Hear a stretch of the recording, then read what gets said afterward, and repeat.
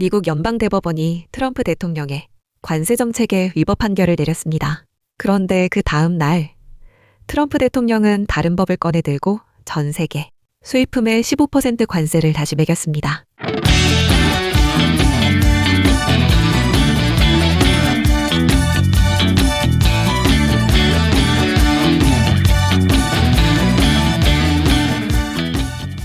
법원이 막았는데 또 때린 겁니다.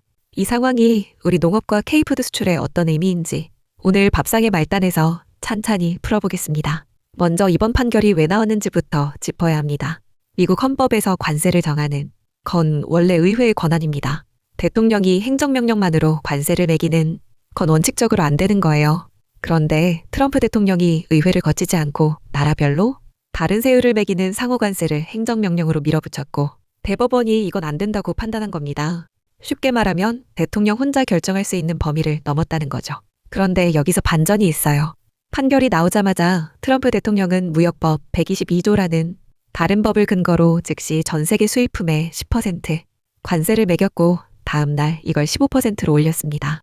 이 조치는 150일 동안 유효한 임시 관세인데 그 사이에 또 다른 법적 근거를 만들어서 영구적인 관세 체계를 세우겠다는 계획입니다. 법원이 문을 닫으면 창문을 열겠다는 건데 이게 우리한테는 꽤 심각한 문제입니다. 왜 심각하냐면 관세율 자체보다 예측이 안 된다는 게 더 무섭기 때문입니다. 지금 15%라는 숫자만 보면 사실 이전 상호관세 때와 크게 다르지 않을 수 있어요. 한미 관세 협상을 통해 한국은 이미 일반 관세율보다 낮은 세율을 확보한 상태이기도 하고요. 문제는 이 15%가 150일짜리 임시라는 겁니다. 150일 뒤에 어떻게 될지 아무도 모릅니다. 더 올릴 수도 있고 품목별로 다르게 매길 수도 있어요. 식품업계 관계자 말을 빌리면 관세율이 고정되지 않는 상황에서 가격을 조정하거나 투자를 결정하는 건 도박이나 마찬가지라는 겁니다. 지금 기업들이 중장기 전략을 확정하지 못하고 여러 시나리오를 쌓아두는 단계에 머물러 있다는 얘기가 나오는 이유가 여기 있습니다. 혹시 이거 아셨어요? 한미 관세 협상에서 미국이 줄기차게 요구해온 쌀, 쇠고기 대두의 추가 시장 개방은 이번 합의에 포함되지 않았습니다.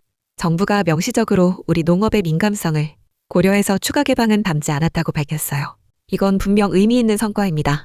한국은 이미 한미 FTA로 농축산물 시장을 거의 100% 가까이 열어놓은 상태거든요. 여기서 더 열면 국내 농가가 버틸 수 없습니다. 특히 쌀은 식량 안보의 마지막 보루 같은 품목이에요. 한국의 곡물 자급률이 22% 수준이라는 걸 생각하면 쌀마저 무너지면 우리 밥상에 기반 자체가 흔들리는 겁니다. 다만 걱정이 없는 건 아닙니다. 이번 합의에 비관세 장벽 완화라는 항목이 들어갔어요.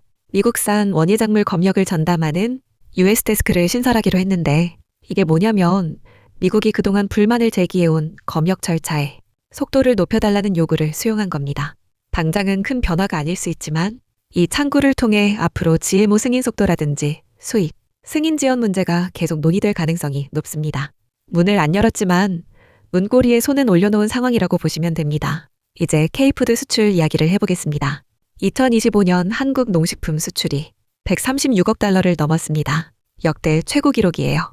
라면만 15억 달러 넘게 팔렸고 김치 소스, 아이스크림 등 11개 품목이 역대 최고 수출액을 찍었습니다. 숫자만 보면 축배를 들어야 할 것 같죠? 근데요, 이 화려한 숫자 뒤에 좀 씁쓸한 현실이 숨어 있습니다. 신선식품, 그러니까 과일이나 채소 같은 것들의 수출은 15억 달러로 4년 전보다 오히려 1억 달러가 줄었어요.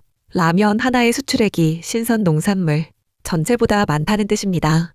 가공식품 수출이 아무리 늘어도 그 이익이 밭에서 땀 흘리는 농민에게 직접 돌아가는 건 제한적입니다. 라면 수출이 늘면 라면 회사 매출이 느는 거지 배추 농사 짓는 분의 소득이 느는 게 아니거든요. 물론 원재료 수요가 늘 수는 있지만 그 연결고리가 생각보다 느슨합니다. 여러분은 어떠세요? 주변에서 K푸드 수출 잘 된다는 뉴스 보시면서 내 농사에는 별 상관없다고 느끼신 적 없으세요? 그 느낌이 맞습니다. 정부가 2027년까지 200억 달러 수출을 목표로 잡았는데 136억에서 200억이면 거의 50% 가까이 늘려야 합니다. 그동안 연평균 성장률이 5% 수준이었으니까 지금 추세만으로는 어림도 없는 숫자예요. 이걸 달성하려면 신규 시장 개척이 필수인데 현재 수출의 46%가 미국, 중국, 일본 세 나라에 몰려 있습니다.